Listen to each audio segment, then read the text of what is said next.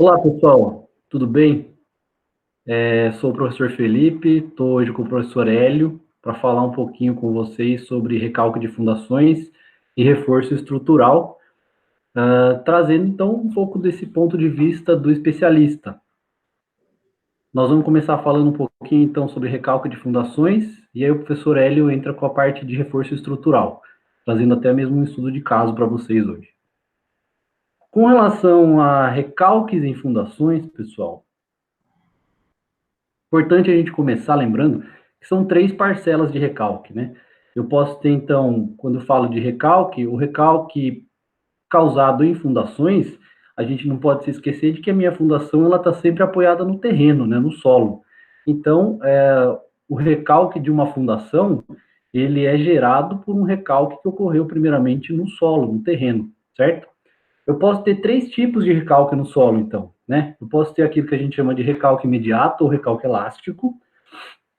Eu posso ter um recalque por adensamento primário e um recalque por adensamento secundário. Vocês podem notar aqui que a imagem que eu utilizei para ilustrar essa situação de recalque são os prédios, os edifícios lá de Santos, né? Você percebe aí um grande recalque diferencial entre as extremidades aí do edifício, certo?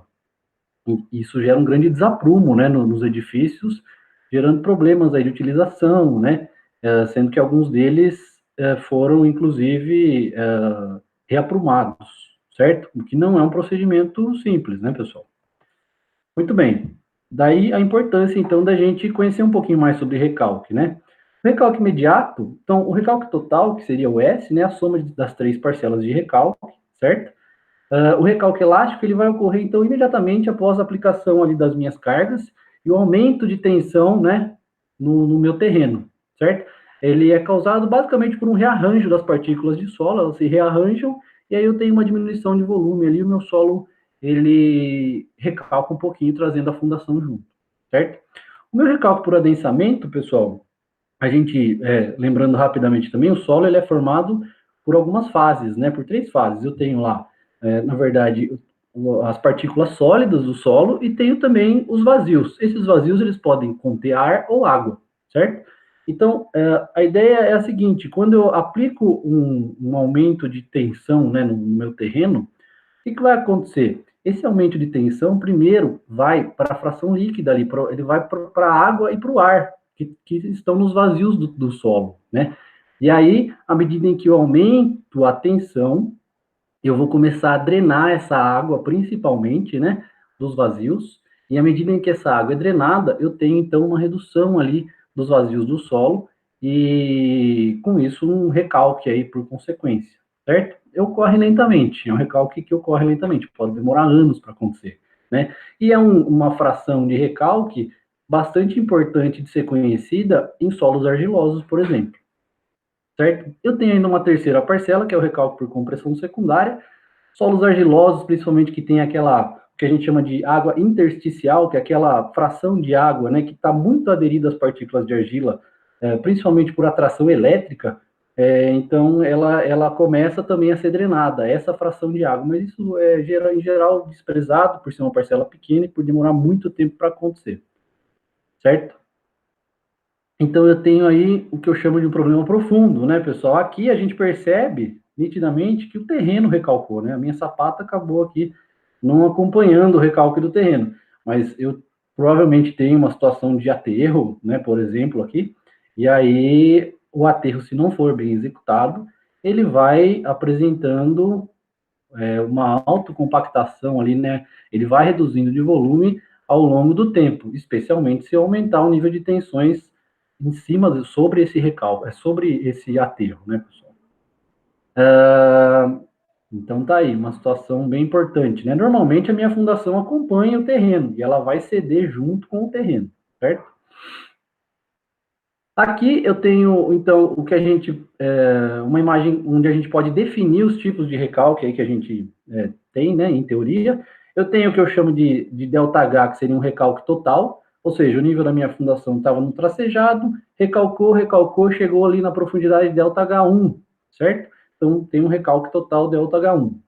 Eu tenho o que eu chamo de um recalque diferencial, que seria justamente a diferença entre o quanto recalcou aqui, por exemplo, a minha sapata do pilar P1 e o quanto recalcou a sapata do pilar P2. Então, esse delta minúsculo aqui, ó, 1, 2, seria, então, o recalque diferencial. E eu posso ainda determinar um recalque diferencial específico, que seria justamente o delta H12, aliás, o delta 12, que é o recalque diferencial, por exemplo, entre as fundações do pilar P1 e P2, dividido pela distância de eixo a eixo aí, de fundação para fundação e, consequentemente, de pilar para pilar, né?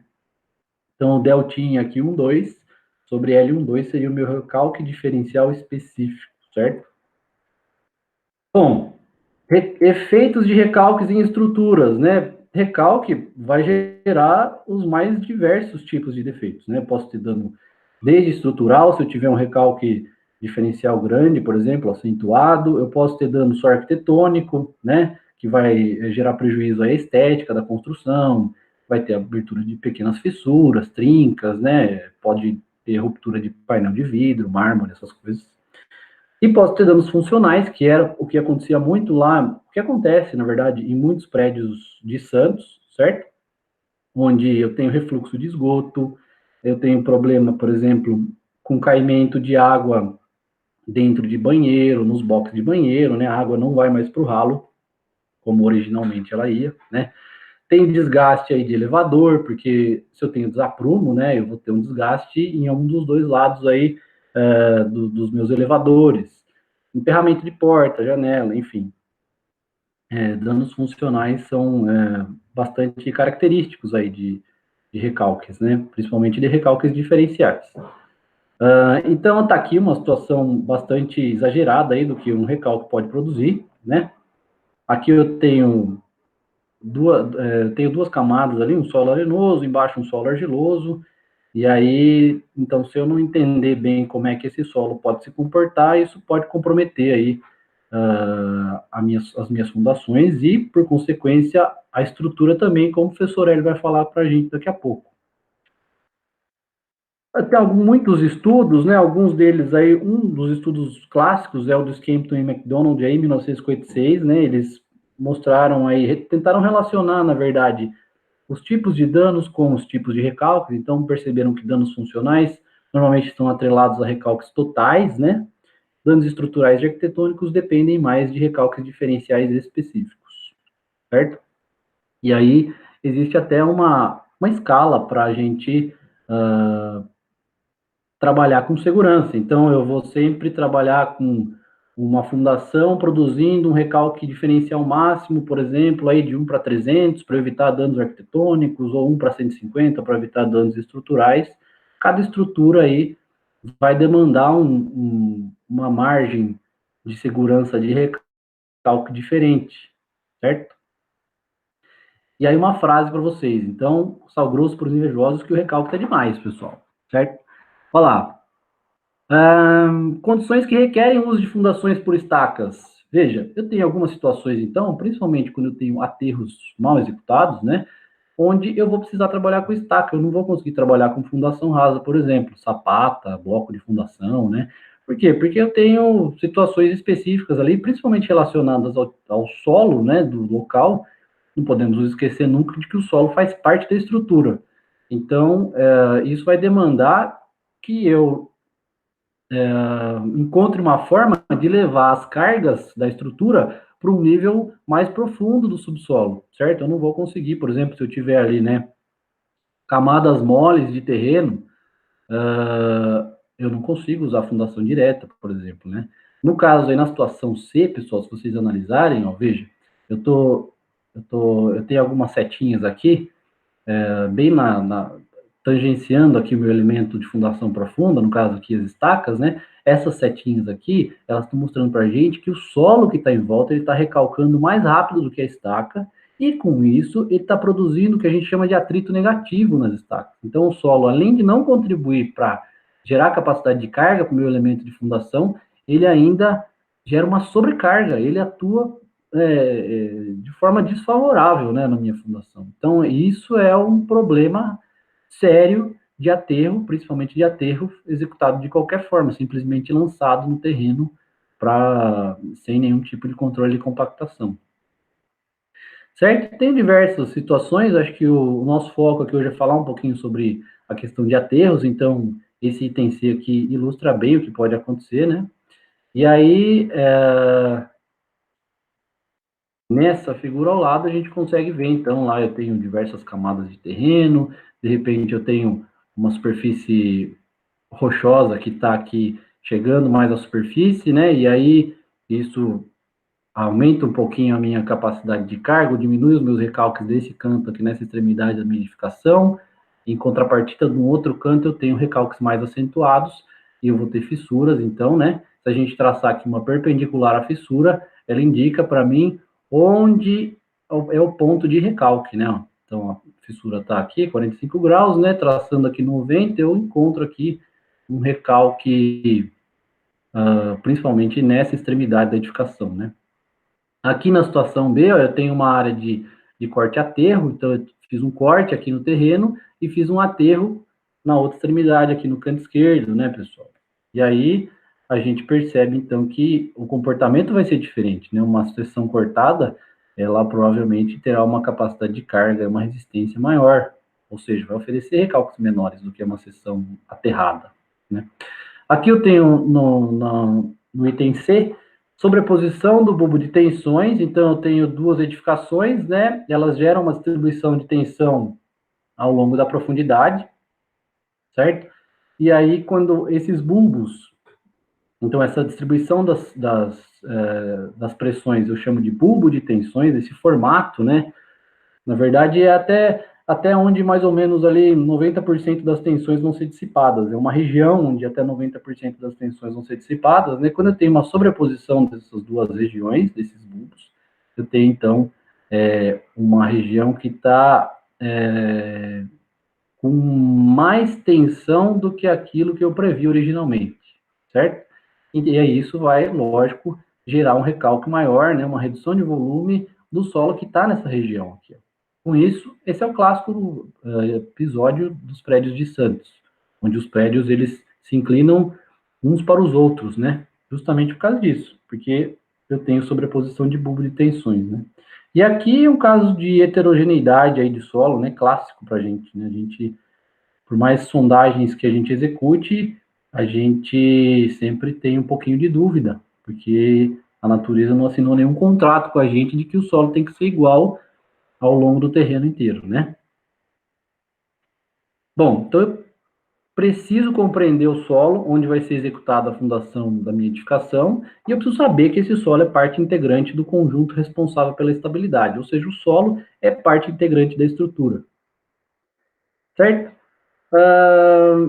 Quando eu tenho um problema mais grave, então, onde eu preciso intervir, né, eu preciso reforçar minha fundação, justamente porque eu tive um recalque acentuado, um recalque diferencial, e isso gerou problemas, danos funcionais ou danos estruturais, também podem acontecer, são frequentes, né? Nesses casos, então, eu vou ter que entrar com um reforço. E uma opção de reforço são as estacas de reação tipo mega, ou as estacas mega, né, como a gente conhece.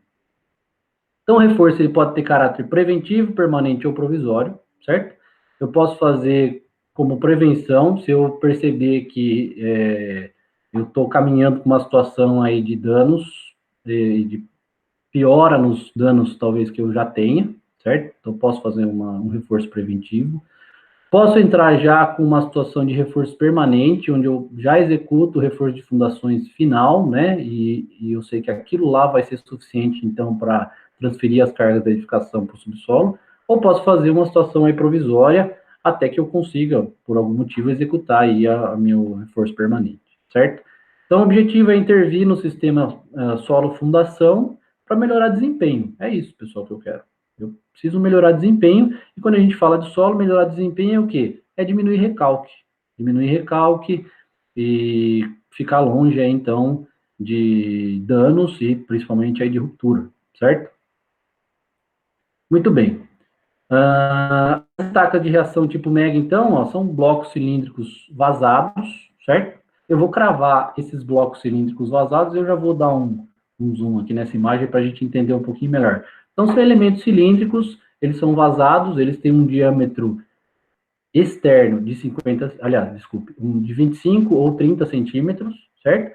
E um diâmetro interno ali, então, o diâmetro dessa seção vazada interna é de 5 a 7 centímetros, certo? Eu vou cravar esses elementos utilizando a própria edificação como reação. Então, eu coloco um macaco hidráulico lá embaixo da minha casa, por exemplo, né? Debaixo de uma viga baldrame, por exemplo, ou eventualmente de um bloco que eu tenha lá.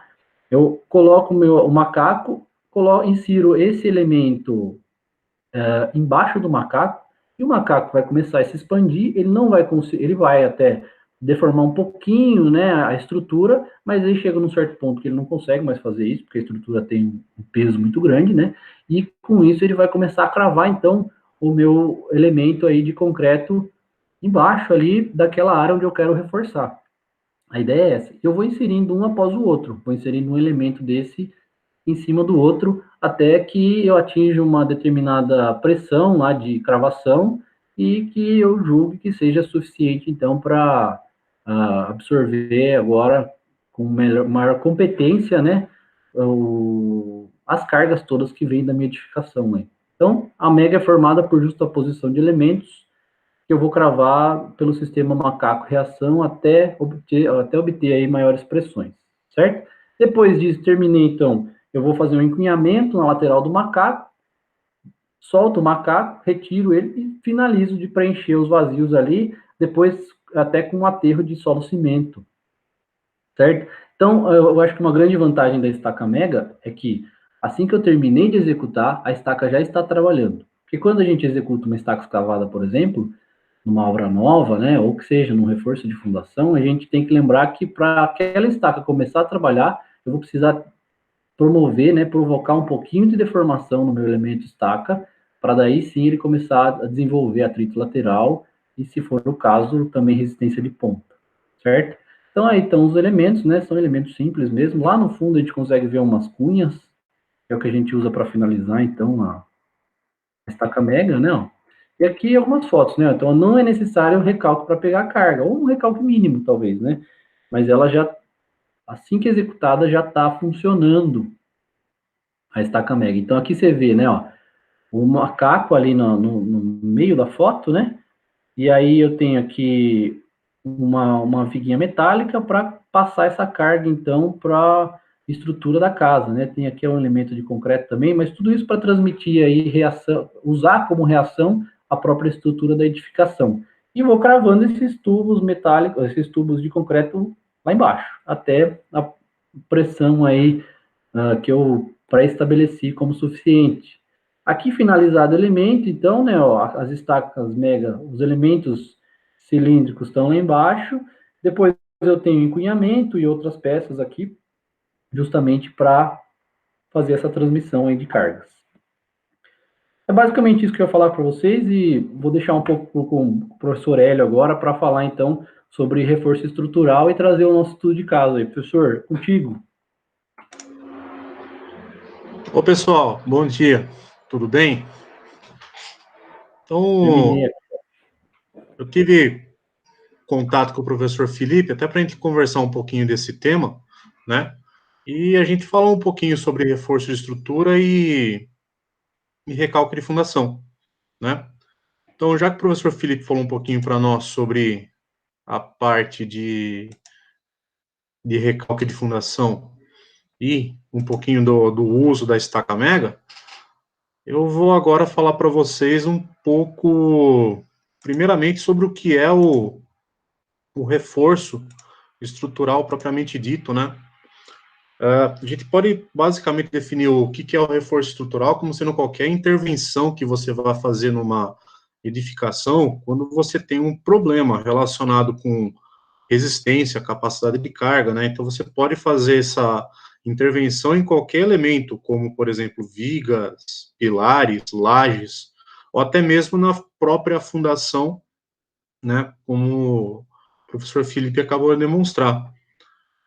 Mas para que eu preciso fazer um reforço de estrutura? Né? Para que eu preciso fazer um reforço estrutural? É exatamente quando eu tenho esses problemas relacionados com, por exemplo, capacidade de carga da minha estrutura, né? eu preciso aumentar a capacidade de carga dela, ou em função de uma outra utilização, essa minha estrutura teve um problema de deformações excessivas, e eu já começo a ter problemas de trincas e fissuras aparecendo nessa estrutura, né? À medida que essas trincas, essas fissuras aumentam, significa que a minha deformação também está aumentando, né? Ou se, de repente, a minha estrutura sofreu algum ataque por algum agente químico, né? Ou algum agente físico, e isso, de certa maneira, está ocasionando uma corrosão na minha armadura, né? Principalmente no concreto armado, onde praticamente todos os esforços relacionados à tração, né, são suportados pela armadura. Então, é nesse conceito que eu preciso trabalhar com o reforço estrutural. Mas, assim, quais são os tipos de reforço estrutural que nós podemos ter, né, basicamente? Eu posso ter, por exemplo, um tipo de reforço que eu chamo de envelopamento ou complemento, tá? Está ilustrado aqui nessa imagem aqui. Qual que é o objetivo desse envelopamento ou desse complemento? É exatamente aumentar a área da minha seção transversal, né? Aumentando a área da minha seção transversal, eu aumento mais a inércia, por consequência, eu consigo reduzir a deformação nesse elemento. Só que o legal de você estar trabalhando com envelopamento, né, você tem algumas indicações, né, você tem algumas indicações, principalmente quando esse elemento não pode estar extremamente deformado ou extremamente fissurado, ele tem que ter um certo grau de fissuração um pouco menor, né, para você poder fazer esse envelopamento, e não numa peça que esteja extremamente degradada, né. Isso é indicado quando você tem problemas já de início de corrosão de armadura, né? Exatamente por isso que você faz a armadura suplementar na parte externa, tá? Mas para você colocar essa armadura externa, o ideal é você tá fazendo primeiro que é um tratamento superficial nesse elemento. Por que um tratamento superficial? Porque você vai ter que gerar aderência entre dois materiais, um concreto já existente com problemas de patologia e um concreto novo, né, que vai complementar a seção transversal, né? Assim como você tem que fazer a inserção da sua armadura complementar de maneira ordenada, né? Você não pode predispor essa armadura de qualquer maneira, você tem que colocá-la de maneira ordenada, tá? Previamente dimensionada e previamente, né, determinada para sua utilização. E por último, né, é fazer o quê? Fazer o grauteamento dessa estrutura, desse elemento. Seria o quê? O preenchimento, né, dessa seção complementar com concreto propriamente dito. Outra opção seria uma estrutura auxiliar de aço, por exemplo. Essa opção aqui é bastante eficiente quando você tem elementos, né, estruturais que já estão sujeitos a uma deformação maior, né, onde você tem um grau de deformação um pouco mais elevado e, por consequência, você já tem um nível de fissuração maior que te impede de, por exemplo, fazer o envelopamento, né? A grande sacada desse elemento aqui é você não calcular esse elemento como se ele fosse uma estrutura mista. O que é uma estrutura mista? A estrutura mista é quando você tem a interação, por exemplo, de um perfil de aço junto com uma laje de concreto. Os dois elementos trabalham juntos, né? Nesse caso aqui, o ideal é você desconsiderar essa interação. Para quê? Para você garantir ainda um pouco mais a eficiência do dimensionamento do perfil de aço propriamente dita, né? É uma solução relativamente rápida, né, de ser feita, né? Também é extremamente eficiente, tá? E ela mantém, né, a estabilidade da estrutura original. Essa aqui é uma palavra que o professor Felipe usou bastante hoje, a gente vai voltar a usar também. O que nós temos ainda hoje, em termos de do ápice, né, de tecnologia para reforço de estrutura é a utilização da fibra de carbono. Existem vários, né, tipos de fibras de carbono, né, para serem utilizadas, mas aqui eu trouxe um exemplo, por exemplo, de uma laje nervurada, onde eu tenho aqui as nervuras, tá? E aqui na região inferior da nossa laje, né, foram colocadas placas de fibra de carbono, tá? A fibra de carbono é um material que tem uma resistência muito, mas muito elevada, tanto à tração quanto à compressão, né? Também é uma alternativa rápida para ser feita na questão do reforço estrutural propriamente dito, mas é necessária um tratamento superficial, um estudo, né, da região onde essa fibra de carbono vai ser colocada, e necessariamente, sim, você precisa de uma mão de obra especializada, porque existe todo um processo para se fazer tanto o tratamento da superfície, quanto para você poder fazer também a aderência da fibra de carbono sobre a superfície que você acabou de tratar, tá? Então, esses são apenas alguns dos tipos de reforço estrutural. Outro ponto importante também, quando a gente vai tratar de reforço estrutural, é a gente fazer uma análise prévia, né? Fazer uma análise estrutural do que vai ser feito. Por exemplo, aqui eu tenho uma situação 1, né, que eu chamei de viga original do projeto. Tenho aqui, por exemplo, uma viga de concreto armado, eu tenho os carregamentos, né, que estão atuando sobre essa viga, tá? Esses carregamentos vão me gerar alguns esforços, né, como, por exemplo, o momento fletor e esforço cortante, né? E em função desses esforços, eu vou estar, para o momento fletor, dimensionando a minha armadura de flexão, tá? E para o meu esforço cortante, eu vou estar dimensionando a minha armadura de cisalhamento. Então, eu tenho essa condição. Agora, supondo, né, que esse elemento, por exemplo, ele tenha uma falha. Pode ser uma falha de projeto, pode ser uma falha de cálculo, pode ser uma falha de execução, uma falha do material propriamente dita, e ele começou a aparecer, né, começaram a surgir algumas trincas e algumas fissuras nessa minha viga de concreto, começaram a aparecer algumas trincas, né, nesse elemento aqui. E aí, o que eu faço? E agora, como que eu faço para reforçar essa minha viga? Primeira coisa, você fazer uma análise do que está sendo feito, tá? Uma, uma, uma sugestão que normalmente é feita, né, principalmente quando você tem viga de concreto com fissuras aparecendo praticamente próximas à região do meio do vão, é a alternativa. Vou colocar um pilar no meio dessa viga, no meio do vão, né, para reduzir esse meu estado de fissuração.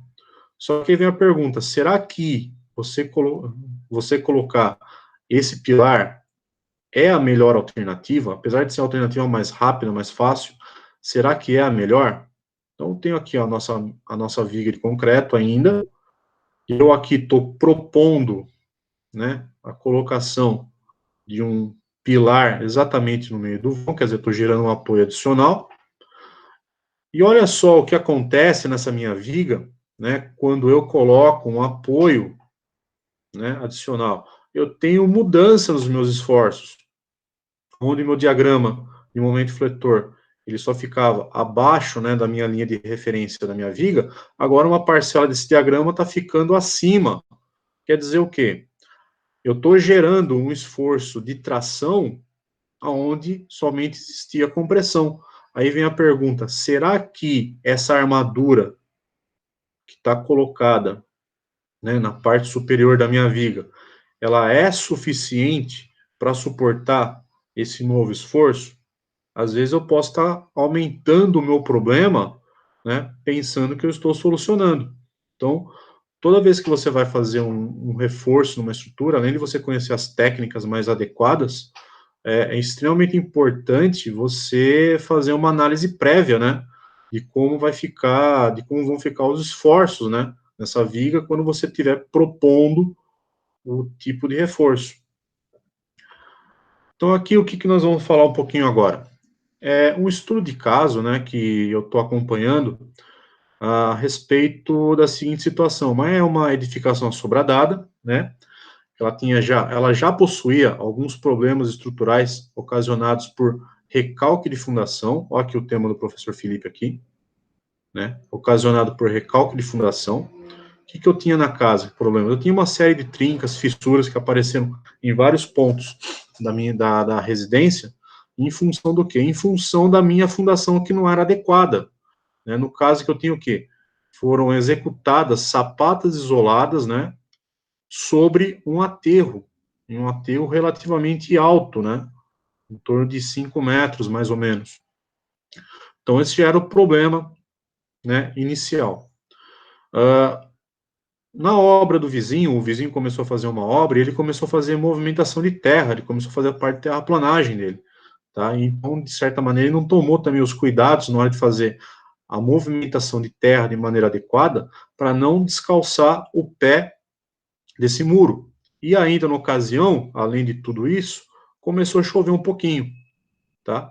Então, problema de fundação original, movimentação de terra na obra vizinho e chuva ocasionou o quê? Ocasionou a queda no muro de divisa, tá? Além da queda desse muro de divisa, também houve um deslizamento de terra da parte de baixo da residência. Então, aumentou mais ainda o problema do recalque da fundação, tá? Então, acabou aumentando ainda mais o problema do recalque da fundação. Vamos dar uma olhada para ver o que aconteceu? Então, tenho aqui, ó, nessa foto da esquerda, eu tenho aqui já a primeira parte da escavação, né, da movimentação de terra na hora do vizinho. Dá para observar aqui, ó, que eu já tenho trincas, né, no meu muro de divisa, que já está com problema, ó, já tem uma parte aqui no meu solo que já está solapado, que já chegou a deslizar, tá? Em função dessa movimentação e também em função da chuva. Esse solo aqui, ele começou a acumular muita água mesmo, tá? E depois de 2 dias, o resultado foram esses dois aqui das outras duas fotos da direita, tá? Literalmente, o muro terminou de desabar, tá? Ele terminou de desabar. Dá para ver nessa foto aqui, ó, exatamente as fundações desse muro, né? Desse muro. E também a questão aqui do nosso terreno, né? Dá para ver que deslizou muita terra, inclusive toda essa parte aqui do solo, ela veio abaixo exatamente por causa do problema da chuva propriamente dito. Então, era esse problema aqui que deveria ser resolvido, né? O problema original do recalque de fundação, agora agravado pela queda do muro do vizinho, tá? Então, a primeira providência, vou até voltar um pouquinho no slide anterior, a primeira providência, antes de começar a fazer o reforço na estrutura, a primeira preocupação era fazer o quê? Era estabilizar a casa, tá? Como? Primeira coisa, removendo todo esse entulho, tá? Removendo todo esse entulho aqui e executando agora sim um muro de arrimo a partir do nível do terreno vizinho até o nível da casa onde apareceu os problemas. Então, essa foi a primeira preocupação de todas, tá? Então, o que vocês estão vendo aqui agora é uma reconstrução do novo muro de arrimo, tá? A construção de todo o muro de arrimo foi feito até um muro duplo, né? Para servir já de divisa para as duas residências, tá? Então, aqui eu já tenho todo o meu terreno já estabilizado, tá? Todo o entulho removido, o novo muro de arrimo feito, tá? Executado. Então, o meu problema de estabilização do maciço de terra sob, né? Sob a minha edificação já foi resolvido. Então, já com isso, eu já consigo trabalhar no meu reforço de estrutura. Aí, em função disso, o que vem? Vem a questão do projeto estrutural. No projeto estrutural, essa é uma imagem do projeto estrutural original, nós podemos verificar aqui que todas as minhas sapatas foram executadas em cima do aterro. Ah, mas como que você tem certeza, professor, que essas sapatas foram feitas sobre aterro? Porque deu para ver essas sapatas no local, tá? Isso aqui é uma foto do local. E aqui eu tenho o aterro propriamente dito. Esse aterro não teve controle nenhum de compactação, e tem evidências de materiais não adequados aqui para o aterro, como uma parte de entulho também. Isso pode até ficar para uma próxima ocasião, um próximo vídeo, que eu e o Felipe a gente pode conversar novamente sobre esse assunto de aterro e pegar um pouquinho nesse ponto entulho no aterro, né? E o ponto principal, onde o recalque era maior, era exatamente nesse pilar aqui, ó, no meu pilar P18, num canto da minha residência, né? Em função do aterro aqui ser maior também, né? Do aterro ser maior. Então, no local, esse meu pilar P18, ele estava exatamente nessa condição aqui, ó. Aqui de novo, aterro. Dá para ver aqui uma parcela de entulho no resto do aterro original que foi deixado aqui ainda, né? E isso acabou agravando bastante a situação da fundação, né? E qual que foi a proposta, né? Primeira coisa, analisando o projeto da estrutura, propriamente dito, vendo essas deficiências na fundação e outros problemas, né, que não, né, que foram identificados, né, foi optado por não ser utilizada a estaca de reação, a estaca mega, por não utilizar a estaca mega. Exatamente o que? O receio da reação gerada pela minha estaca mega poderia ocasionar uma inversão de esforços, tá, maior, e com isso causar outros problemas na estrutura além disso, tá? Então essa que foi a nossa opção. Então, qual que foi a solução adotada? Já que eu não posso fazer uma estaca mega para corrigir o problema e tentar levar a casa à posição original, antes do recalque, né? A proposta foi estabilizar a estrutura, né? Ou seja, deixar a casa na posição que ela está, fazendo a execução com uma viga de transição, né? E duas fundações independentes. Como que ficou isso?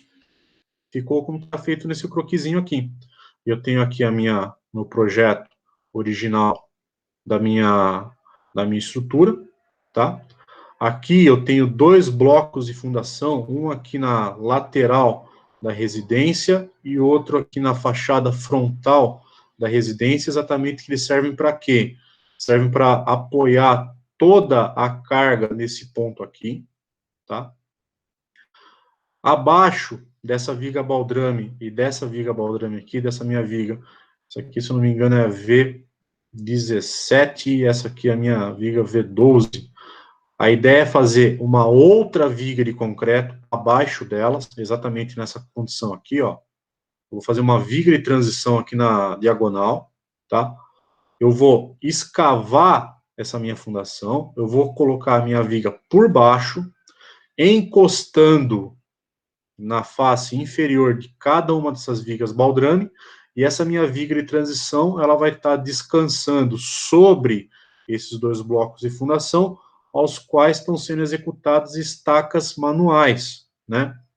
Estão sendo estacas manuais. Por que estacas manuais? Primeiro que tem problema de espaço confinado nas duas regiões aqui, principalmente aqui na lateral, tem um espaço bem confinado, bem difícil de entrar com equipamento para poder fazer a escavação, né, mecânica.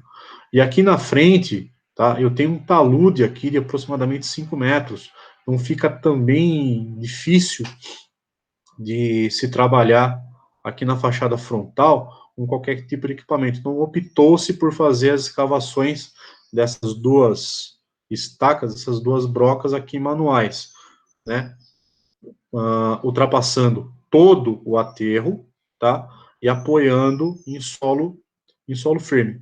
Essa obra está em execução agora, tá? Vocês estão vendo o momento mais recente dessa execução. Os blocos de fundação estão sendo executados, né? As estacas já estão executadas, a viga vai ser ainda confeccionada no local para ser colocada aqui embaixo, e a ideia é exatamente essa, colocar a viga de transição para estabilizar e não tentar fazer essa estrutura voltar à posição original, colocando uma estaca mega aqui embaixo do pilar P18, por exemplo. Os esforços seriam muito grandes e, com certeza, iriam gerar outros problemas, não só nas vigas baldrame, mas em outros elementos estruturais, tá? Basicamente, essa era a nossa aula de hoje, né, o nosso bate-papo de hoje, meu e do professor Felipe, né? A gente falar um pouquinho da parte de mecânica dos solos, fundações, falar um pouquinho sobre concreto armado, estática, estabilidade, né? E como que a gente pode utilizar esses conhecimentos para poder fazer um reforço numa estrutura. Até essa que foi a ideia de fazer esse vídeo em conjunto com o professor Felipe. Tá Muito bom. ok, pessoal? Essa que era a nossa ideia dessa aula de hoje. Eu e o professor Felipe vamos fazer um pedido para vocês agora. Acessa lá o nosso canal no YouTube, USF Exatas, né? Digita lá USF Exatas, vai aparecer o nosso canal. Se inscreve lá no canal, faz a sua inscrição lá no nosso canal, ativa o sininho e não esquece de dar um joinha lá pra gente, por favor. Dá um like lá pra gente. É isso aí. Obrigado, Leão. Logo a gente. Deixa eu, inter... Logo a Deixa eu gente. interromper o meu compartilhamento de tela, deixa eu voltar a ver o Felipe aqui. Tava com saudade do Felipe já. Obrigado, Leão. Acho que é isso, pessoal. Então, logo a gente volta com mais um vídeo para vocês. Um abraço para todos. Obrigado, pessoal. Até a próxima. Se cuidem.